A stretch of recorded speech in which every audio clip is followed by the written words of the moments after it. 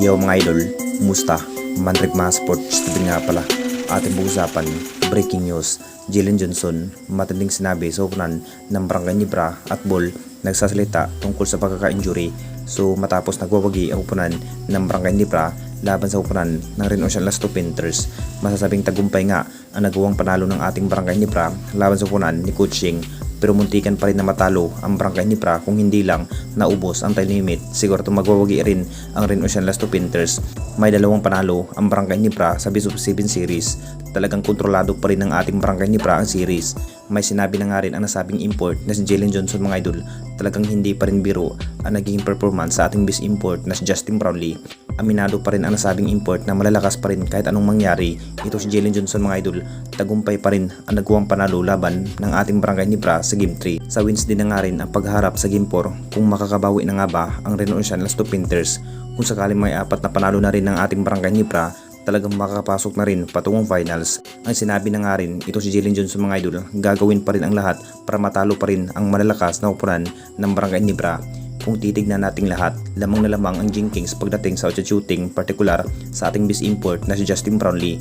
Nakapagtala pa rin itong si Justin Brownlee ng maraming naitala. Siya pa rin ang dahilan kung bakit nakakaangat nga ang Jinkings ngayong PBA Commissioner Cup. Kahit maraming mabigating import rin ang kanilang nakakaharap, ang dapat gawin lamang po para maprotektahan ang kanilang nagiging series ang Jinkings. Malaking tsansa pa rin na magkakampiyon ang Barangay Nibra sa ating liga kung consistent lang ang kanilang mga laro. At dito na naman tayo sa isa pa nating balita. Bulbul nagsasalita na tungkol sa pagkaka-injury. Alam na natin lahat mga idol, matapos sa pagkaka-injury itong si Bulbul mga idol, naging impact na nga rin ang TNT tropang 5G sa pagkawala ang nasabing import na si Bulbul. Malaki pa rin ang tsansa ang nasabing import na si Bulbul mga idol na magiging best import in the conference sa ating liga. Pero bad news pa rin sa nasabing import na si Bulbul. Hindi pa rin inaasahan ang pangyayari kung bakit ganun lamang po ang natamong injury sa nasabing import. Kino-confirm na rin sa nasabing player na si Bulbul na hindi na rin maglalaro pa sa ating liga ang nasabing import na si Bulbul. Huling laro na nga rin sa nasabing import na si Bulbul at lumipad na rin patungong New York. Marami pa rin ang nanghihinayang sa pagkawala nga sa nasabing import ng TNT tropang 5G.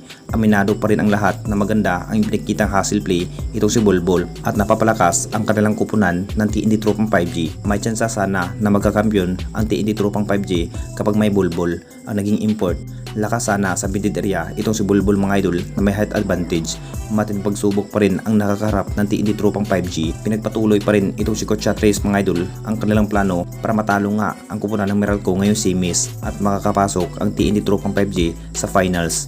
Anong masasabi ninyo mga idol tungkol sa ating video?